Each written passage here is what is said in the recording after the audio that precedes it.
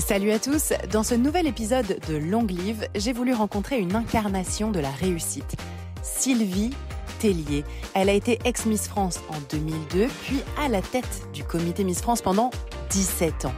Elle porte en elle la beauté idéale, la puissance et la réussite au travail, et depuis quelques mois, la réinvention d'elle-même. Alors, comment a-t-elle survécu aussi longtemps dans ce monde sans pitié de la télévision ? Comment gère-t-elle sa transition de 40 à 50 ans ? Eh bien, vous allez être surpris. Sylvie Tellier nous parle sans langue de bois. Elle nous reçoit chez elle, grand sourire, comme une grande sœur, sûre d'elle-même et de ses choix. Merci beaucoup Sylvie de nous accueillir chez vous. Merci Lucie, je suis ravie. Je m'attendais à avoir un peu un clone Miss France parce que j'en ai rencontré plusieurs. Oui. Et il y a un peu toujours ce même sourire, ce même phrasé Miss France et finalement pas tellement. Ah bon? Est-ce que d'ailleurs vous travaillez un peu à pas cloner, mais un peu à lisser, à homogénéiser les Miss France, en tout cas quand vous étiez, vous faisiez partie du comité Miss France? Alors non, surtout pas, parce que je trouve qu'il n'y a rien de pire que le clonage. En revanche, je me souviens un jour d'un petit garçon qui vient me voir, c'était l'année de Laurie Tillman, donc on était en 2011-2012, je sais plus. Et il me dit, mais madame, je peux vous poser une question? Je dis oui. Pourquoi les Miss France, elles ont plus de dents que les autres?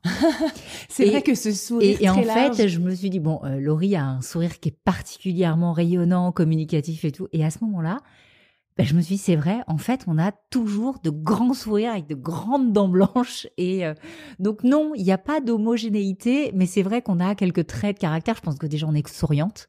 Moi, j'ai toujours... je me suis vraiment engagée là-dessus quand je voyais ce monde du mannequinat avec des jeunes femmes à qui on demandait de pas trop sourire pour ne pas trop exister, pour ne pas voler, en fait, la première place des vêtements.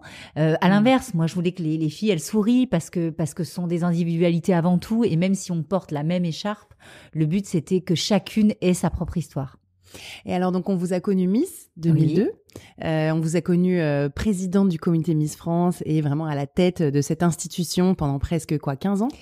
Alors j'ai dirigé la société Miss France pendant 15 ans, mais j'ai intégré le groupe Endemol, pendant 17 ans. J'ai travaillé pour Miss France. Et donc aujourd'hui, comment est-ce qu'on vous présente? Parce qu'il y a un changement, il y a une transition qui est en train d'être faite. Alors je resterai présidente d'honneur de Miss France à vie, parce que c'est un joli titre honorifique, alors qui a juste le côté honorifique. Alors, je dis souvent que je poserai le prix à côté de mon écharpe et de ma couronne, parce qu'aujourd'hui j'ai plus aucune activité au sein de la société Miss France, mais je reste amie des Miss à vie. Geneviève Fontenay disait Miss France un jour, Miss France toujours, et oui, et je resterai foncièrement attachée à ce concours, à cet univers des concours de beauté, parce que moi, ça a changé ma vie et en plus, j'y ai dédié 17 ans de ma vie professionnelle. Mmh. Mais aujourd'hui, on peut me définir comme une entrepreneuse, comme une auteure, comme une productrice. En fait, j'ai changé de vie parce que j'avais envie, comme beaucoup de femmes, je me suis dit, c'était un peu ma crise de la quarantaine. On m'a dit, tu sais, quand tu arrives à 40 ans, soit tu changes de boulot, soit tu changes de mari. J'ai changé de boulot. Je suis assez d'accord. Voilà. Et j'avais envie de me dire, voilà, la vie passe hyper vite. J'ai déjà passé 40 ans et j'avais le sentiment chez Miss France, pas que j'avais fait le tour, mais un peu quand même. Je me disais, mais c'est quoi mes prochains challenges? Et j'en voyais pas beaucoup. On avait déjà gagné Miss Univers, on avait déjà fait de ce concours, un concours ultra moderne qui réunit des millions de téléspectateurs. Je me suis dit, voilà, j'avais envie de me relancer des challenges et changer de boulot, ça en faisait partie. Je trouvais l'impression de faire un peu toujours la même chose chaque année, quoi. Oui, alors même si toutes les Miss sont différentes et que l'histoire était différente tous les ans, c'est vrai que j'avais le sentiment de, effectivement, déjà toujours courir, parce que Miss France, c'est 365 jours, ça dure qu'une année. J'ai l'impression d'être toujours en retard. En fait, la Miss était à peine élue. Il fallait vite que j'écrive l'histoire de son élection jusqu'à l'année d'après. Et je courais tout le temps. Je voyais peu mes enfants. Je bossais tous les week-ends. Miss France faisait vraiment partie de ma vie. Ouais. Un peu trop même. Je dirais que j'étais un peu piquée à la Miss. Et je me suis dit, pour le bien de ma famille, pour mon bien-être à moi, j'avais envie d'aller tester autre chose. Et puis de me faire peur, de me mettre en danger un peu. Alors c'est peut-être complètement fou, mais voilà, avec le temps qui avance, je me suis dit, j'ai envie de me faire peur encore. Alors on va en parler de cette transition qui, je pense, concerne énormément de femmes et d'hommes aussi d'ailleurs, autour de la quarantaine. Mais d'abord, en venant sur cette histoire de Miss France, comment est-ce qu'on fait pour rester à la tête d'une grosse boîte ou en tout cas d'une grosse institution aussi longtemps? Comment est-ce qu'on fait pour durer? Parce que c'est plus vraiment la modernité aujourd'hui. Souvent, on reste 2 ans, allez, disons 5 ans dans un job. Et souvent, au bout de 5 ans, on se dit, voilà, on a vraiment fait le tour. Comment est-ce qu'on reste comme ça 17 ans? Alors, comment on reste 17 ans, j'en sais rien, peut-être parce que personne ne voulait prendre ce job. Non, parce que c'est. Pourquoi trop exposé, trop malsain? Non, mais je me souviens quand j'ai été en congé maternité, une fois j'appelle une miss en me disant, écoute, je disais souvent aux filles, vous voulez pas venir, on va en passer 1 mois, 2 mois, 3 mois pour que j'essaye de prendre un congé mat. Et la seule qui l'a fait, c'est Camille Serre. Et un jour, elle vient et puis elle me dit, mais en fait, plus jamais, hein. Plus jamais ce job parce que pourquoi c'était qu'est-ce qui était dur? Que c'était tout le temps en fait. J'étais au bureau la semaine, en élection régionale le week-end, j'avais pas de vacances. En fait, vous savez, dans une boîte, on dit toujours qu'il y a quelqu'un qui fait le backup. Moi, je faisais le backup des équipes tout le temps. Et puis j'étais directrice générale de cette société, c'est-à-dire responsable de tout, mais je ne décidais pas de tout. Donc c'était parfois pas facile à vivre parce que dès qu'il se passait quelque chose de mal, c'était sur moi que ça retombait. Et en revanche, quand les choses se passaient très très bien, il y avait toujours plein de personnes qui étaient là pour se féliciter du travail accompli. Et je crois que c'est un job qui faisait pas spécialement rêver parce que extrêmement exposé. Et puis il faut voir l'image que ça m'a donnée aussi, enfin dans l'esprit des gens. Du coup, j'étais une espèce de directrice d'école avec limite le fouet. C'est vrai que c'est un peu l'imaginaire dont on se faisait entre Geneviève de Fontenay, qui a vraiment ce côté très vieille France, très exigeante, un peu tapé sur les doigts. Et ensuite, voilà, enfin vous avez repris le flambeau. Moi, j'étais de façon plus douce. Oui, voilà, c'est ça. Oui, de façon plus douce, mais comme en fait, je me suis un peu. Ce que les gens ignorent, c'est que on a eu ce sentiment un peu de rivalité. Oui, et ce que les gens ignorent, c'est qu'en fait, quand Geneviève est partie, ça faisait déjà 5 ans que je travaillais dans la société Miss France et que j'étais DG. Donc c'est pas moi qui ai fait partir Geneviève, c'est Geneviève a décidé de partir parce qu'elle n'était plus en phase avec la stratégie globale. Et c'est vrai que du coup, on nous a présenté comme rivalité. En rivalité, on s'est dit tiens, Geneviève s'en va parce que Sylvie Tellier est là. Et du coup, j'ai été présentée comme une jeune femme assez arriviste, qui avait envie de pousser l'institution dehors, alors que pas du tout. Moi, j'étais ravie de travailler avec Geneviève. On n'était pas toujours d'accord, parce qu'effectivement, on ne fait pas partie de la même génération. En revanche, moi, j'ai adoré travailler avec Geneviève et en aucun cas, je voulais qu'elle parte, parce que qui disait départ de Geneviève de Fontenay, ça voulait dire me projeter moi en numéro 1 dans les médias. Et on sait que c'est toujours la place la plus difficile à prendre. Ouais. Et après, c'est quoi la pression, la compétition, peut-être la pression d'avoir une bonne audience au moment de l'élection? Oui, mais ça, tout le monde l'a. Chaque producteur a cette pression-là. Après, Miss France... Faut gérer un peu les filles, les contrôler finalement un peu. Oui, mais c'était pas le plus difficile. Je dirais que le plus difficile à vivre chez Miss France, c'était effectivement l'image que les gens avaient En fait, ils n'arrivaient pas à dissocier la femme du rôle. C'est-à-dire que dans l'esprit des gens, j'étais la directrice de Miss France, mais c'est-à-dire que j'étais comme ça. C'est-à-dire que quand je reprenais une jeune femme parce qu'elle n'avait pas, j'expliquais qu'il y avait un règlement et quand on était obligé d'exclure une jeune femme, en fait, j'avais cette image très, un peu autoritaire et souvent les gens me disaient, en fait, t'es vachement plus cool que l'image que tu renvoies. Je dis, mais c'est pas l'image que je renvoie, c'est l'image de la fonction. Et je crois que le fait de changer de métier, ça a été aussi cette volonté d'arrêter de me justifier en disant, écoutez, je suis pas une tortionnaire, en fait. Oui, en fait, c'est un peu le personnage qu'on se dessine, mais aussi que les gens imaginent de vous, quoi. C'est ça, exactement. Ok, donc en gros, on dure longtemps parce que ça vous a quand même plu. J'ai adoré. Ouais. J'ai adoré. Et c'est pas que je suis partie de Miss France, les larmes aux yeux. Enfin, on l'a vu l'année dernière quand j'ai dit au revoir à tout le monde. Je pars de Miss France parce que j'ai, moi, besoin de me créer d'autres challenges. Mais pas parce que je vous aime plus ou parce que le métier ne me plaît plus. C'est parce que je ne trouve plus dans mon quotidien suffisamment de challenges. Et j'avais l'impression, en fait, que tout ce que je m'étais fixé comme objectif quand je suis arrivée en 2005, je les avais remplis. Alors, c'est un peu prétentieux de dire ça, mais en fait, voilà, j'avais validé tout ce que je m'étais lancé. C'était quoi les objectifs, par exemple ? Les objectifs, c'était gagner un concours international. On l'a fait, alors que quand je suis arrivée en 2005, on était même pas... je pense que les concours de Miss Univers ne savaient même pas situer la France sur une carte. Voilà. Donc, gagner un concours international, faire de Miss France une émission moderne. quand on a regardé les parts de marché de ces dernières années, ben voilà, c'était réussi. Faire de Miss France une élection moderne, attirer de nouveaux partenaires, faire de Miss France une émission populaire, mais populaire chic, parce que j'aime pas ce côté populaire. Souvent, populaire est souvent associé à oui, bon, c'est beau, on vous là-bas en région.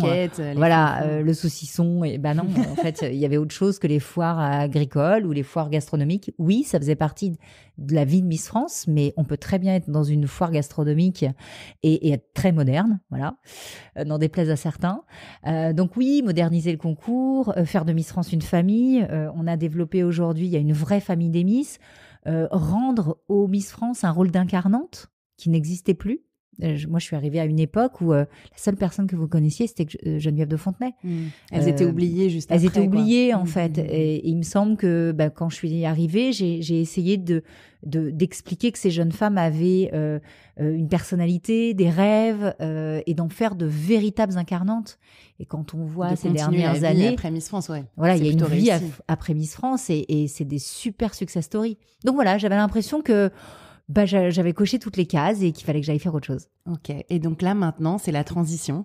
Maintenant, c'est la transition. Donc en gros, c'est quoi? Est-ce que on parle moi souvent de petites voix, de voix du cœur qui te dit à un moment il faut changer, il faudrait plutôt aller dans ce sens-là.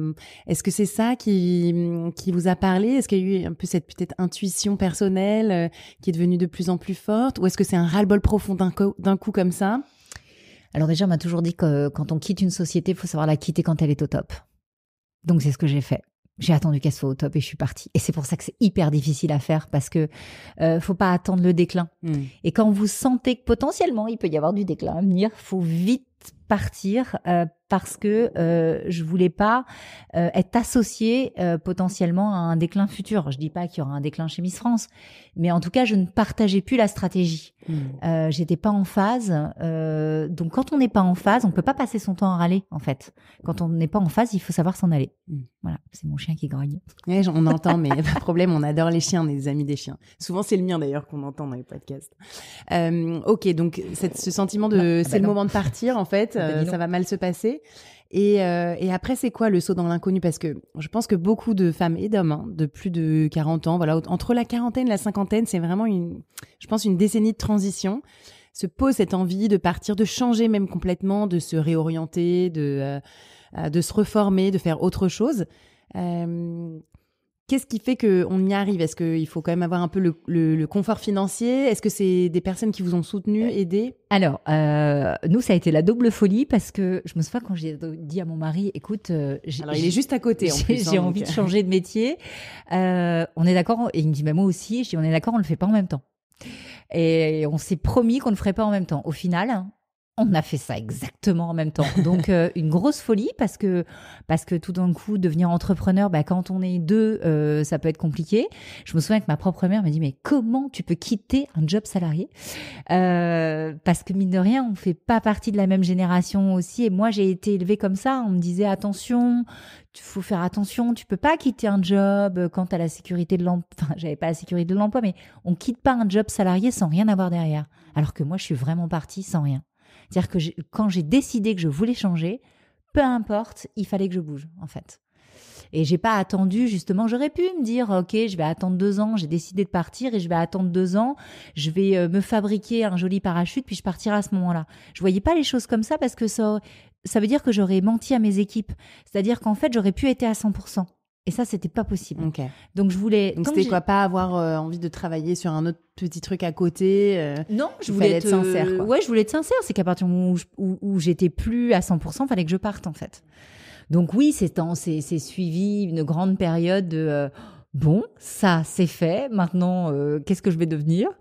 Et puis alors après, j'ai aussi, moi, on se connaît pas, mais je suis un peu hyperactive. Donc de toute façon, je savais que j'aurais toujours des choses à faire et que justement, il fallait que je change de métier pour être à 100% sur mes nouveaux projets. Ok, donc en gros, c'est quand même de la confiance en vous que vous avez de toute façon intrinsèquement, et vous étiez déjà un peu sûr que ça allait, quoi qu'il arrive, fonctionner, même sans savoir vraiment ce qui allait se passer. Alors, je sais pas si c'est de la confiance en moi, parce que de nature, j'ai pas beaucoup confiance en moi. En revanche, j'ai confiance en l'avenir. Et ça, depuis toute petite, je sais qu'il y a rien d'impossible. Donc, même si j'ai pas énormément confiance en moi. Alors ça, j'y crois pas une seconde. Ah ouais? Non, c'est pas possible. Marrant, hein, ouais. Parce que moi, j'en vois des personnes qui n'ont pas confiance en elles. Mais en fait, c'est pas que j'ai pas ce regard-là. Non, c'est pas que j'ai pas confiance en moi, c'est que pour moi l'échec n'existe pas. Je sais pas comment vous dire en fait. C'est que même si je vais être confrontée à des difficultés, c'est pas grave, je passerai par la fenêtre. Même si c'est plus long, que ça prend voilà, j'ai un projet qui prend pas 3 mois mais qui prend 3 ans, ben c'est pas grave, il prendra 3 ans. Et en fait, je me dis que si je donne pas de crédit à l'échec, il n'arrivera pas. Soit quand j'étais étudiante, j'étais pas la meilleure étudiante du monde. Quand j'ai dit à ma mère que je voulais devenir avocate, elle me dit mais t'es sûre? On n'a pas fait d'études dans la famille. T'es certaine que tu vas y arriver? T'étais pas la première, t'as pas eu ton bac mention très bien. Est-ce que... Mais je me suis dit ok, même si je prends un peu plus de temps que les autres parce que je suis pas la meilleure, j'y arriverai quand même. D'accord, en fait, donc c'est vraiment un caractère optimiste. Ouais, c'est un caractère optimiste, c'est ça. C'est pas que j'ai confiance en moi parce que je doute tout le temps. Hein. Je suis quelqu'un qui doute énormément. En revanche, je suis une éternelle optimiste. Je vois toujours le verre à moitié plein. Et donc, quand on doute de soi-même, et par exemple pour vous, qu'est-ce qui vous aide à prendre des décisions ? Est-ce que vous demandez de l'aide de quelqu'un ? Est-ce qu'il y a des choses qui vous ressourcent, qui peuvent vous aider à choisir ? Je vais courir. Je fais du sport. Quand ça va pas, quand je doute, parce que l'entrepreneuriat, c'est ça, hein, c'est le matin, tout va bien, youpi, tralala, puis le lendemain, on a envie de sourire les veines parce qu'au final, rien ne se passe comme on voudrait. On connaît. On est 3 ici autour de la table, donc on sait très bien de quoi on parle. Ça, j'ai découvert un peu ça. Qu'est-ce que je fais pour me rebooster ? Je fais de la mentalisation. En fait, je me dis, tu sais quoi, t'es lié, tu lâches pas, ça va bien se passer, te laisse pas embarquer dans de mauvaises pensées. Je mets mes baskets, je vais courir parce que typiquement ce week-end, j'avais pas le moral, il fait pas beau, il pleut.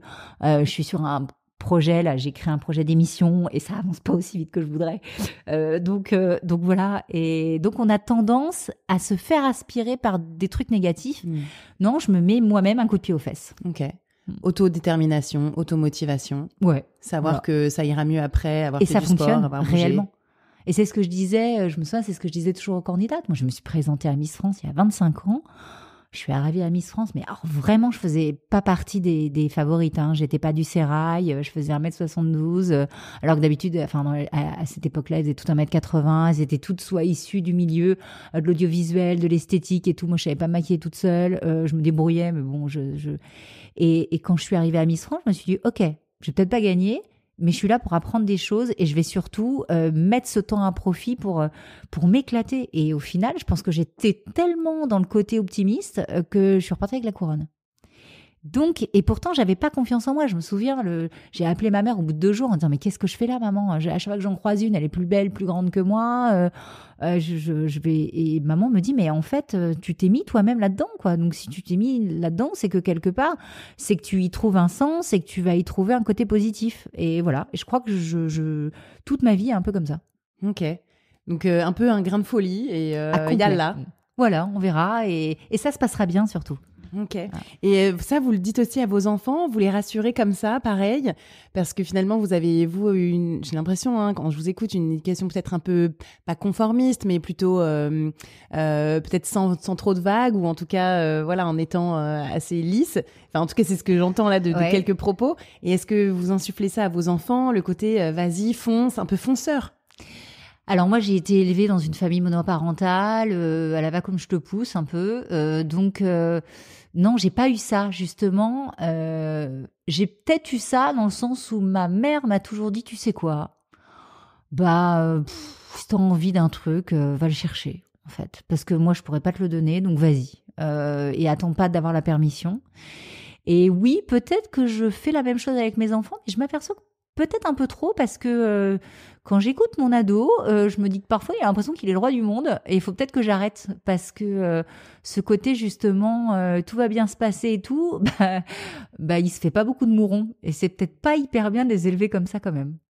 Ok. Et vos enfants donc font énormément de sport. Oui. Est-ce que vous les guidez vers une idée un peu de longévité, d'être beau, d'être présentable ? Est-ce que la beauté, ça fait aussi partie de l'éducation que vous leur donnez ou pas du tout ?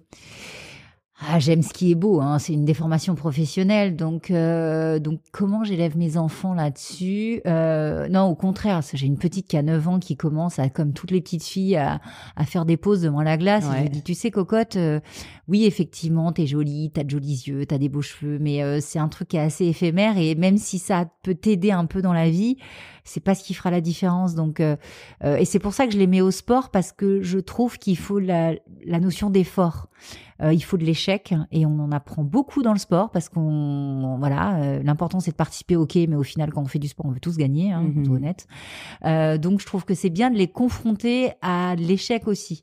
Mais oui, effectivement, à la maison, j'aime les belles choses, donc j'aime que mes enfants soient beaux, comme toutes les mamans, je pense. Mais ça doit pas être le premier critère, en fait.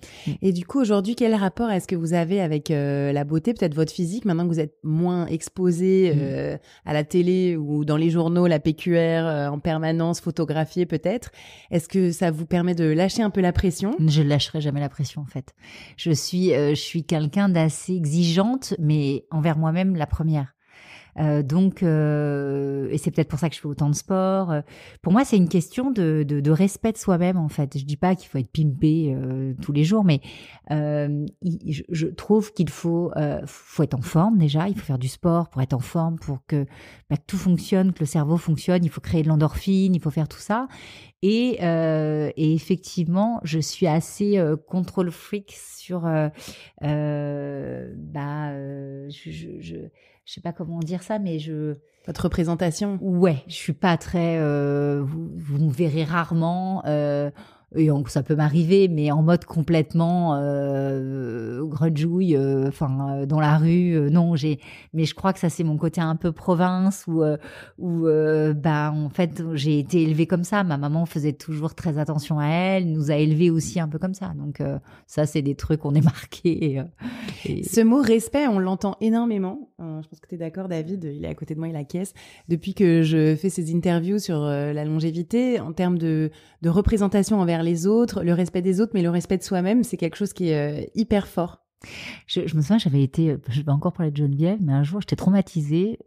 J'étais Miss France, c'était pendant mon année de Miss, et on part en voiture, en 807 à l'époque, et je monte dans la voiture et elle était pleine de bétadine partout. Elle sortait d'une opération de chirurgie esthétique. Mais alors à la Geneviève, c'est-à-dire qu'elle a dû rester 4 heures, et puis une fois que tout allait bien, hop, elle a repris le volant, et je monte à côté d'elle et je la regarde. Oh, je me dis, mon Dieu, comment et je dis rien. Et je crois qu'on fait 4 heures de route, et au bout de 4 heures, je la regarde et je fais, ça vous a fait mal? Et elle me dit, ah bah quand même, vous allez m'en parler. Et donc on commence à parler de la chirurgie, mais je dis, mais pourquoi Geneviève? Vous qui êtes tellement, justement, vous aimez être accessible, abordable, vous êtes une belle femme, pourquoi faire de la chirurgie esthétique? Et elle m'a dit, mais c'est un devoir de respect vis-à-vis des gens qui me regardent. Et ça m'avait un peu choquée. Je dis, mais en fait, ça veut dire quoi? Ça veut dire que si on veut que les gens continuent à nous aimer, il faut qu'on passe par la case chirurgie esthétique. J'avais été un peu choquée, en fait, que ça sorte de sa bouche. Et ça avait, déclenché pas mal de questionnements chez moi. Et moi qui commence à vieillir, je me dis, en fait, qu'est-ce qui nous attend? Est-ce que les femmes qui sont publiquement, qui existent, qui sont exposées, se doivent de passer par cette case chirurgie? Comment ça se passe? C'est pas la perception que j'en ai. Oui, effectivement, je fais du sport, je fais attention à moi, mais je dis pas que je ferai pas un jour de la chirurgie esthétique, mais tant que je peux repousser le côté invasif et que je peux essayer de faire des choses naturelles, je le ferai. Et pardon, on a un peu dévié, mais sur ce côté longévité, c'est ça, où commence le respect de soi, où commence la pression sociale. Pas facile de vieillir pour une femme. Hein. C'est pas facile de vieillir pour une femme. Vous faites comment, vous? Moi, j'ai 45 ans, donc pour l'instant, moi, j'en ai 42, donc voilà. J'écoute les conseils des grandes sœurs. En fait, qu'est-ce qui va se passer dans 10 ans et dans 15 ans? Parce que je pense que réellement, une femme est confrontée à l'âge et au temps qui passe, au marqueur du temps qui passe. Un homme, plus il vieillit, plus il est sexy. Hein. Je regarde... Ouais, ça dépend. Ouais, si, quand même. Enfin, franchement, un homme de 55 ans qui est plein de rides et tout. Bien, sinon... Je vois Brad Pitt, je sais plus... Oui, mais il fait gaffe à mort. Hein. Il fait gaffe à mort, mais... oui, mais quand même, je trouve Parce que Matt Damon qui a lâché... Ouais. Il est moins sexy. Hein. Oui, c'est vrai, c'est vrai. Voilà. Oui, mais quand même, il y a une petite injustice sur la ride. La ride va rendre l'homme sexy. La ride rend la femme âgée. Donc, c'est compliqué. Ou fâchée. ou fâchée. Et moi, je compte toutes celles que j'ai sur mon front, là. Et je me dis, mais à quel moment elles vont me déranger? En fait, aujourd'hui, je me marre parce que j'ai 45 ans, c'est pas grave. Et quand je me lève le matin, je hurle pas. Mais dans 10 ans, dans 15 ans, est-ce que je vais encore les accepter, en fait? Et peut-être que j'aurai recours à la médecine esthétique. Peut-être que je ferai quelques injections dans quelques années parce que on me dira vraiment, t'as une ride du lion qui est hyper prononcée au milieu, il faut y aller. Je m'interdis pas de le faire, mais j'espère que j'ai encore quelques années devant moi, quoi. Ouais. Et du coup, donc médecine esthétique, vous faites pas? Non. Injection, rien? Non. Est-ce que la fasciathérapie, les massages, alors, par contre, laser... je teste tout ce qui n'est pas invasif. C'est-à-dire que là, j'ai testé un truc de stimulation pour faire en sorte que l'ovale ne tombe pas. Je suis fan de l'endermologie. Je travaille beaucoup avec LPG. C'est quoi la mésothérapie? Oui, les Ouais, massages. les massages, ouais. vous savez, tout ce qui est la méthode Kubido, tout ce qui est Le drainage. le drainage, la gymnastique maxillaire, tout ça. En plus, surtout, le problème, c'est que moi, j'ai 20 ans de mise à sourire, donc il paraît que quand on sourit, je me suis créé plein de rides partout. Ouais, ça va, elles sont encore que discrètes. Non, mais voilà. Donc, ouais, je suis très au fait de toutes les technos qui existent pour justement repousser au maximum, parce que vraiment, ça me fait peur. Vous vous sentez pas vieille, là? Non, Ou ça va si? encore. Non, ça va. Même si je trouve que depuis 5 ans, je me suis pris un petit coup, mais c'est plus lié à ma 3e grossesse que au Fallait temps pas. qui passe. Le 3e enfant, il est dur. Faut pas y aller. Ma mère m'avait dit le 3e, il t'achève. Bah, c'est Non, vrai. mais on les aime plus que tout. Et donc, au niveau du sport, donc vous courez? Oui. Est-ce que vous faites d'autres Je fais du activités yoga, physiques? je cours, je fais de la marche, je vais à la salle de sport, je me suis fait les croisés au ski l'année dernière, donc je fais beaucoup de renfort musculaire. Je pense réellement que la longévité passe par le sport. On doit faire des sports adaptés à son âge. Je fais du yoga, là je me mets au yoga parce qu'en fait on m'explique qu'il faut que j'arrête de me prendre pour une Yamakasi qui a 25 ans. Non, il faut continuer. Alors là, je suis pas du tout d'accord. En tant que professionnelle de la forme, spécialiste du corps de la femme, non, au contraire, en fait, on se croit fragile après 40 ans ou 50 ans, mais c'est le contraire, en fait. C'est en se croyant fragile qu'on se fragilise. Donc surtout, il faut continuer à faire le yamakasi, à prendre des impacts, à courir. Moi, je me suis fait croiser ligaments internes. C'est pas grave. Ouais, bah, c'est pas grave. Moi aussi, j'ai fait croiser, y a pas de ouais, souci. ouais. En fait, maintenant que j'ai réparé mon genou, il est plus solide que l'autre. Ouais, donc non, franchement, au contraire, il faut pas du tout se croire fragile. Il faut continuer à faire de la muscu chargé. Bien sûr qu'il faut s'étirer. Ça peut être du yoga ou ce qu'on aime comme étirement, mais le cardio intense, c'est hyper important. Faire bosser son cœur à mort, ses muscles énormément, et justement, surtout ne pas se croire fragile. En tout cas, pour le physique, c'est... Je partage. Moi, je suis une grosse folle de ce côté-là parce que je trouve qu'il faut... là, je viens de me faire le Marseille-Cassis, je veux faire un marathon. Ma mère était marathonienne, donc j'ai un peu... on a un peu cet esprit là dans la famille, mais je trouve que surtout là où je récupère un peu de temps, j'ai réellement envie de l'utiliser pour faire du sport. Et puis quoi, se prouver peut-être à vous-même aussi des choses encore physiquement? Alors peut-être, mais aussi parce que je suis une maman qui a fait son 3e un peu tard. Je me souviens quand je suis tombée enceinte de mon 3e, on m'a dit ça y est, vous êtes grossesse à risque, grossesse tardive. Et je me dis en fait j'ai quand même envie de faire des trucs un peu dingues avec mon dernier. Donc si je veux continuer à pouvoir faire les mêmes trucs dingues que je fais avec mon premier, les faire avec mon dernier, bah faut que je continue. Donc oui, c'est me prouver des choses en tant que maman, en me disant, quand Roméo aura 15 ans, s'il a envie d'aller se faire, je sais pas moi, de monter en pot en haut d'une montagne et de faire une descente ou faire du freestyle et tout, je veux être capable de suivre en fait. Et j'ai une question aussi de David. C'est toi qui l'as écrite celle-là. Attention, j'aime beaucoup. Non, parce que c'est vrai que moi, je vous vois de temps en temps sur des événements sans que vous me connaissiez, mais voilà, je vous croise et j'ai l'impression, en tout cas depuis 5-10 ans que j'ai l'occasion de vous voir comme ça, que vous ne changez absolument pas. Genre, vraiment, je vous trouve toujours pareil, en tout cas, de mon point de vue. Merci. Et du coup, David a écrit cette phrase dans le mail de question. Non, mais j'aime beaucoup. La beauté, est-ce que c'est une loterie ou est-ce qu'on peut la travailler? Point d'interrogation. Alors, c'est une façon grossière. Attends, on ne t'entend pas, David. C'est une façon grossière de poser cette question, mais c'est vrai que à l'origine, il y a quand même des gens qui ont plus de chances que d'autres. On va pas se mentir. Après, qu'est-ce qu'on fait de ça?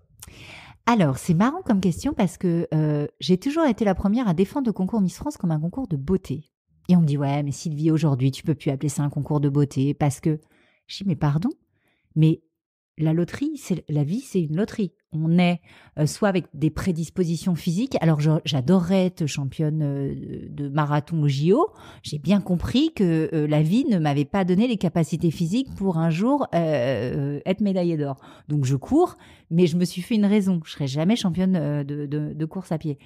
Eh ben la beauté c'est pareil, dire que c'est hyper injuste, je sais, mais Mère Nature, je sais pas comment on l'appelle, se penche pas de la même façon sur le berceau des petites filles ou des garçons. Donc oui, il y a une inégalité à la naissance sur la beauté. Il y en a qui sont plus dotés que d'autres, et c'est comme ça, et c'est l'injustice de la vie. Et c'est bien pour ça que j'ai toujours dit, oui, Miss France n'est pas qu'un concours de beauté, c'est un concours de beauté, mais également de personnalité, d'éloquence, de machin, mais à la base, c'est quand même un concours de beauté. Bon, bref. Mais ça se travaille aussi. Et ça se travaille. Par exemple, je vais me prendre moi comme exemple, mais je trouve qu'à 40 ans, je me trouve moi plus belle qu'à 25 parce que je me connais mieux en termes de teint, de cheveux, je sais mieux quelle coupe me va, et même en termes de connaissance de mon corps, et du coup, ça me rend plus belle. Donc, ça se travaille quand même. C'est les soft skills qui se travaillent. C'est aussi c'est ce qu'on appelle l'élégance, la confiance en soi, ça, le charisme, la façon de se posture. Présenter. Bien évidemment, je suis pas magicienne, mais vous me donnez 2 jeunes femmes d'un niveau de beauté différent, mais on va dire avec chacune des qualités physiques. Automatiquement, vous pouvez aider ces jeunes femmes, et c'est ce qu'on a fait un peu sur Miss France. Pourquoi ce mois de préparation durait 1 mois ? C'est parce que je trouvais qu'on travaillait sur ces soft skills, en fait. Vous pouvez avoir la plus belle femme du monde, si elle est vulgaire, qu'elle sait pas se tenir, que quand elle parle met les doigts dans son nez, pardon, mais la beauté, c'est quelque chose de très subjectif. Donc, évidemment, ça se travaille. Et en plus, comme vous le dites, quand on se connaît, moi aussi, j'ai l'impression que je me préfère aujourd'hui physiquement à l'âge de 20 ans, parce qu'à 20 ans, on a cette espèce de baby face. Moi, j'étais ronde comme un ballon. Oui, les joues bien gonflées. Bien gonflées, alors qu'aujourd'hui, on se dessine un peu. Et puis, on fait du sport aussi depuis 20 ans. Donc, oui, effectivement, ça se travaille en fonction de ce qui nous plaît et de notre propre ressenti. Mais même s'il y a une loterie qui est différente à la naissance, bien évidemment, ça se travaille. Et par exemple, pour des femmes qui ont cet âge comme le nôtre, entre 40 et 50, est-ce qu'il y a des trucs à surtout ne pas faire qui, selon vous, rendent moins belles ou en tout cas vieillissent ? Alors, je me souviens, pendant la Covid, comme je suis quelqu'un qui m'ennuie vite, j'avais fait une émission sur mes réseaux qui s'appelait Nouveau Départ. Et donc, j'avais fait un jeu concours et j'avais dit à ma communauté, écoutez, si vous voulez, je vous fais un cadeau, postulez et je vous prends avec moi une journée et je vous donne quelques tips, que ce soit make-up, coiffure, colorométrie, vestimentaire et tout. Et du coup, on s'est éclaté avec des copains parce que vraiment, je voulais leur montrer que c'est des petites choses. Mais parfois, on fait des erreurs énormes. Par exemple, une femme, elle a tendance... Son teint, le teint est hyper important. Combien de femmes je croise dans la rue qui ont un teint carotte ou qui se sont mis une couche de fond de teint énorme parce qu'elles pensent que si elles sont maquillées... Ça marque les rides encore plus. Voilà. Et en fait, oui, les premiers conseils, c'est de dire... Moi, je dis souvent, plus on vieillit, moins on en met.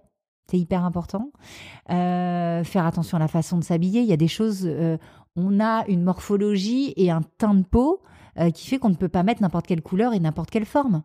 Il y a des femmes qui vont se dire je vieillis, alors je vais essayer de m'habiller moderne, je vais aller dans la garde-robe de ma fille, je vais lui piquer 2-3 trucs, mais pas du tout en fait. C'est pas parce que vous allez mettre un truc moderne, si ça vous va pas et que ça va pas à votre ligne, ça sera pire que tout. Donc oui, il y a des erreurs à pas faire quand même. Et puis il faut pas lâcher surtout. Moi, c'est ce que je dis, il faut pas lâcher. Combien de femmes j'ai croisées qui m'ont dit oui, mais bon, vous, c'est facile, vous avez les moyens, donc vous pouvez vous entretenir. Je dis pardon, mais c'est pas une question de moyens.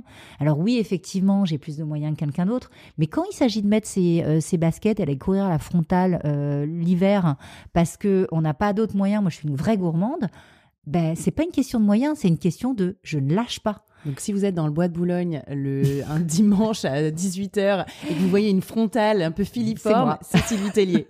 C'est ça. Mais ouais, parce que en fait, c'est trop facile de lâcher. Parce que si vous lâchez, vous rattraperez jamais la barre. Alors oui, et je l'ai encore dit dimanche et je l'ai mis sur mes réseaux, je dis ouais, il pleut, on est au mois de novembre, il y a un climat social atroce, mais il faut pas lâcher. Et au niveau alimentaire, est-ce que vous vous faites plaisir? Est-ce que vous mangez de façon assez cadrée? Est-ce que vous suivez une forme un peu de discipline au niveau alimentaire? Oui. Qu'est-ce que je m'applique? Qu'est-ce que je pourrais vous dire? Je considère que mon corps est une voiture. C'est-à-dire que je ne lui donne que le carburant qu'elle va être capable de consommer. C'est-à-dire que si je sais que je vais consommer 1200 calories dans la journée, je ne vais pas m'en envoyer 3005. Voilà. Donc, et si j'ai envie, comme hier soir dans mon lit, de m'attaquer le pot de Nutella à la petite cuillère, parce que justement, c'est le mois de novembre et que j'avais envie d'un truc doudou devant ma série, je l'ai fait parce que hier matin, je suis allée me faire une séance de sport où j'ai claqué 1500 calories. Voilà, en fait, c'est qu'une question d'équilibre. Je n'ai jamais été capable de me priver. J'ai des sœurs j'ai grandi, on est 3 filles à la maison. J'ai entendu parler de régime toute ma vie. Si moi je vous mettais au régime le lundi matin à 9h, à midi je fais une dépression. Parce que rien que le fait de penser que je suis au régime, c'est compliqué. Donc on a chacun son truc, mais moi ça passe par le sport en fait. La dépense énergétique. Exactement. Ok. Et vos enfants aussi, vous leur parlez de ça? Est-ce que vous en parlez aussi à mon mari, votre conjoint? Parce que j'ai une fille qui a 9 ans et qui a un bon coup de fourchette. Et je lui dis, ma fille, tu sais quoi, tant que tu fais du sport, il n'y a rien d'interdit. Et mon mari, parfois, me dit, non, mais t'exagères, t'as vu ce qu'elle a mangé là quand même. Non. Mais ouais, mais en fait, il n'y a rien de pire. Si vous dites à votre fille qui a 9 ans, attention à ce que tu manges, regarde, t'as un bourrelet, t'as machin, il n'y a rien de pire pour déclencher des problèmes alimentaires. Moi, je l'ai vu avec les miss. La boulimie, l'anorexie, ça existe, en fait. Donc, en revanche, si vous dites à vos enfants, tu sais quoi, mange ce que tu veux, mais si parfois t'as un petit bourrelet, c'est peut-être parce que t'as pas été courir assez. Voilà. Vaut peut-être mieux le présenter d'une autre façon, en fait. Et après, chacun maîtrise son corps comme il a envie de maîtriser son corps, en fait. Et cette maîtrise, on l'entend quand même pas mal chez vous, pas lâcher, être dans la maîtrise. Quand vous étiez comme ça avec des réceptions, beaucoup de déplacements, comment est-ce qu'on garde malgré tout un cap? Est-ce que c'est possible ou est-ce que ça a été des moments plutôt difficiles? Assez difficile parce que je me souviens quand j'étais Miss France et que vous faites le tour des restos gastro et c'est pareil, je mettais mes baskets à 6h du matin et j'allais courir. Et c'était pas, je me souviens, Geneviève me disait mais quelle idée d'aller courir, pourquoi faire du sport comme ça? Je dis mais parce que Geneviève, en fait, je suis incapable de me priver. C'est que je vais être capable de me priver, je vais être capable de me raisonner. C'est-à-dire qu'on fait une raclette, je me dis « Ok, Sylvie, t'es pas obligée de t'envoyer 10 tranches de fromage. Tu peux t'en manger 5. Le plaisir sera le même. » Mais je vais pas être capable de pas manger une raclette, en revanche. Alors, certains vont me dire « Ouais, mais en fait, ok, mais les dictats de la société, pour toi, pour être heureuse dans la vie, il faut faire un 36 ou un 38. » Non, c'est que moi, je m'aime comme ça. Je pense qu'on parle beaucoup en ce moment d'inclusivité, de respect. Ce que je disais aux filles, mais moi, si tu te sens bien en faisant un 42, j'ai aucun problème. Mais vas-y, du moment que ton corps est tonique, mais fais un 42. Ou un 44 ou un 46. Je me souviens d'avoir rencontré Ashley Graham, qui est une présentatrice, une Miss aux États-Unis, qui est une mannequin. Beauté, qui est mannequin. Mais Ashley, elle fait du sport. Après, elle s'aime comme ça. Moi, si demain je fais un 44, je ne vais pas m'aimer parce que dans ma base de référence, et c'est peut-être parce que je suis comme ça, mais je ne m'aime que en 36.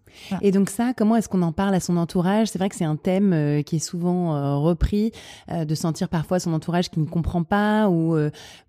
Moi, j'ai une relation love and hate avec le body positive, parce que je suis d'accord pour la représentativité de tous les corps, les femmes plus âgées, la peau différente de toutes les couleurs, de toutes les formes, toute forme de physique. On peut être très en forme en étant petite, grande, musclée, moins musclée, mais c'est vrai que finalement, ça peut être un peu vu aussi comme une sorte de lâcher prise ou une autorisation un peu à la complaisance et parfois aussi à la mauvaise santé. Comment est-ce que vous répondez à ça? Je suis pas d'accord. Par exemple, j'ai 2 sœurs, on a tout un avis différent et souvent j'ai cette discussion avec ma petite sœur qui me dit en fait tu dis ça pour te rassurer, mais c'est parce que tu n'es pas capable de lâcher. Elle me dit c'est parce que en fait tu n'es pas capable de te lâcher. Et je suis pas d'accord avec elle. Je me lâche, mais de façon différente. Mais je ne trouverai jamais ma jambe avec des trous de cellulite jolie. Voilà. Alors que je suis sûre qu'il y a des femmes qui vivent très bien avec une peau d'orange. Mais moi, en fait, et pardon, je suis très autocentrée, mais je sais que moi, je ne me sentirais pas bien. Et c'est ce que j'essaye de dire quand j'ai ce genre de discussion avec des copines ou avec mes sœurs, de dire ok, toi tu t'aimes comme ça, mais moi je ne m'aime pas comme ça. Alors peut-être que je suis pas capable de me lâcher, peut-être que c'est vrai, mais en tout cas je me sens bien dans mes baskets. Donc si je me sens bien dans mes baskets, même peu importe en fait que je sois pas capable de me lâcher. Enfin du moment que je suis bien, voilà. C'est un vaste débat. C'est un vaste débat. Et qui est compliqué, notamment entre femmes, et surtout pour y trouver un peu un discours un peu de bienveillance et d'encouragement, sans être dans la défiance et dans la jalousie ou dans la justification. Oui, après, je trouve qu'il y a aussi des limites au body positive, parce que je pense qu'il y a beaucoup de femmes qui se cachent, qui sont pas vraiment heureuses et qui se disent bon bah ok, en fait parce que je peux pas faire autre chose et autrement, bah je considère que ça me va, et je suis sûre qu'il y a des souffrances aussi. Donc oui pour le body positive, mais oui pour dire aux femmes aussi, il faut quand même que tu t'aimes. Et si tu te lèves pas le matin et quand tu te regardes dans la glace, si tu te dis pas je m'aime, bah change. Et peut-être que, il faut peut-être que tu mettes des baskets si tu t'aimes pas, en fait. En fait, il faut pas se mentir. Et je crois que moi, je me mens parfois aussi, peut-être, en me disant que j'adore aller courir le matin à 6h du mat à la frontale. Mais il y a certainement des femmes qui se mentent aussi parfois en se disant non, mais moi, ça me pose aucun problème, je m'aime comme ça. Donc, c'est toujours une question d'équilibre, en fait. Oui au body positive, oui à la tolérance, mais oui à l'écoute et à l'honnêteté vis-à-vis de soi-même. Je vais vous laisser bientôt tranquille, mais avant ça, je voudrais savoir quelle est, selon vous, peut-être la vision de la femme de plus de 50 ans. On devient majoritaire aujourd'hui. Il y a plus de personnes qui ont plus de 50 ans en France, en tout cas, et en Europe, que de personnes qui ont moins de 50 ans. Quelle est votre vision un peu de la femme de plus de 50 ans ? Est-ce qu'elle doit être belle, affirmée, ou au contraire, est-ce qu'il y a plus de douceur qui devrait y rentrer ? Est-ce qu'on pourra faire un concours de Miss France plus 50 ? Alors déjà, moi, je me considère, j'ai 45, je considère que je fais partie des New 40s. C'est-à-dire que pour moi, les femmes de 40 ans aujourd'hui ne sont pas les 40 ans de ma mère. Et donc, les femmes de 50 ans aujourd'hui ne sont pas les 50 ans de ma mère non plus, ou de leur mère. Déjà parce qu'on a des enfants beaucoup plus tard, parce que on travaille, parce qu'on veut faire plein de choses, parce que et je dirais qu'on a certainement beaucoup plus de sujets à régler à 50 ans qu'on en avait peut-être il y a 30 ou 40 ans. C'est-à-dire que aujourd'hui, il faut qu'on soit de bonnes mamans, de bonnes épouses, il faut qu'on reste sexy, il faut qu'on s'occupe de nos parents. En fait, on a... j'ai l'impression qu'entre 40... Un cahier des charges qui s'est allongé. Ouais, complètement. Parce qu'avant, les femmes, elles n'avaient pas des enfants si tard. Moi, je me retrouve quand même au jardin d'enfants avec des mamans qui ont 20 ans. Et j'en ai 45. Donc, je vais avoir en fait des problématiques à résoudre.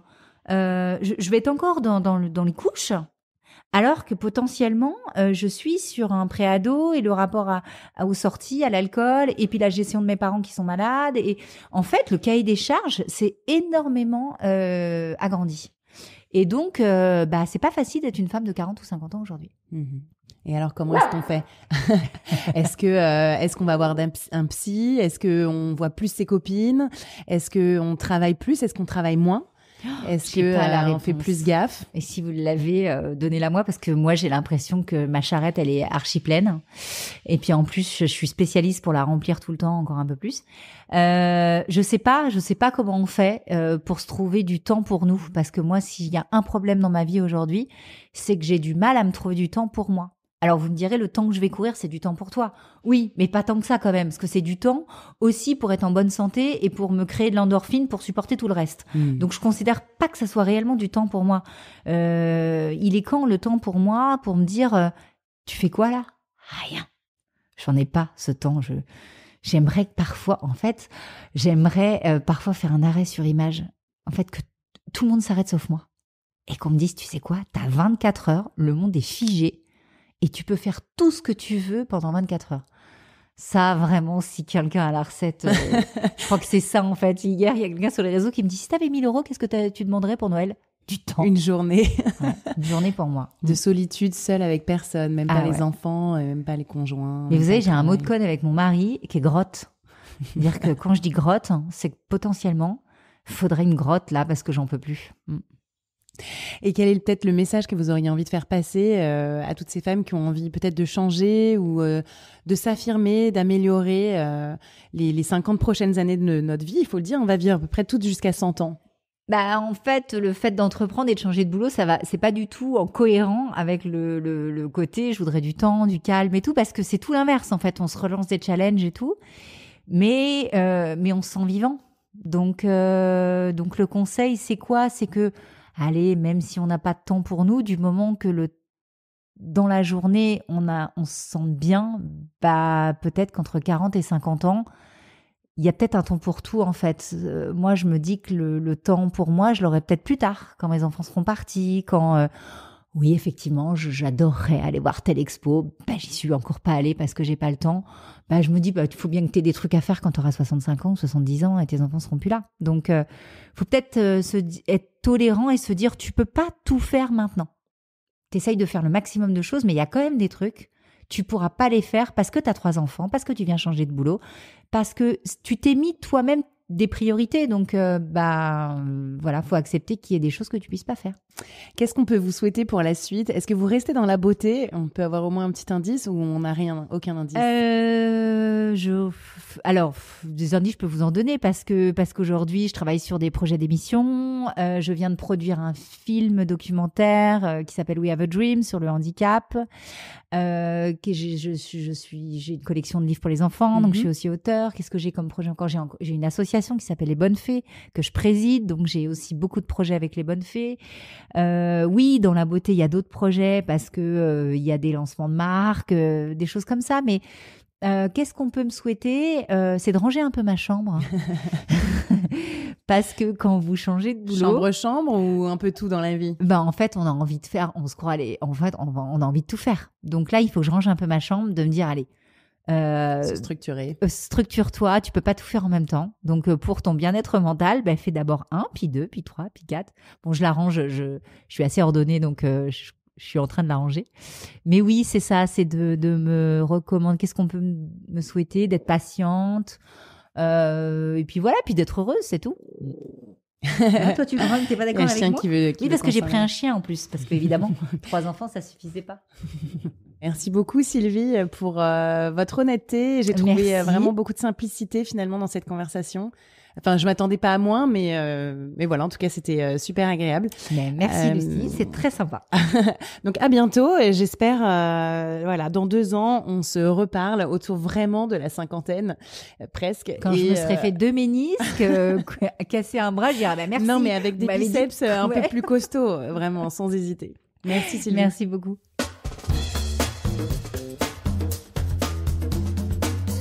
Alors je ne sais pas vous, mais moi j'ai été reboostée par cette discussion avec Sylvie Tellier. Comme si tout était possible, avec de l'envie, avec de la détermination. J'ai aussi adoré son discours enthousiaste, sa vision positive de l'avenir. Ça fait du bien, on a besoin de plus de modèles comme le sien. Avant de vous laisser, je vous rappelle que l'on apprécie énormément vos commentaires, vos 5 étoiles et vos avis super sympas que vous nous laissez sur vos applications d'écoute du podcast. Merci de nous écouter, toujours aussi nombreux chaque semaine, et on se retrouve lundi prochain pour un débrief. Salut!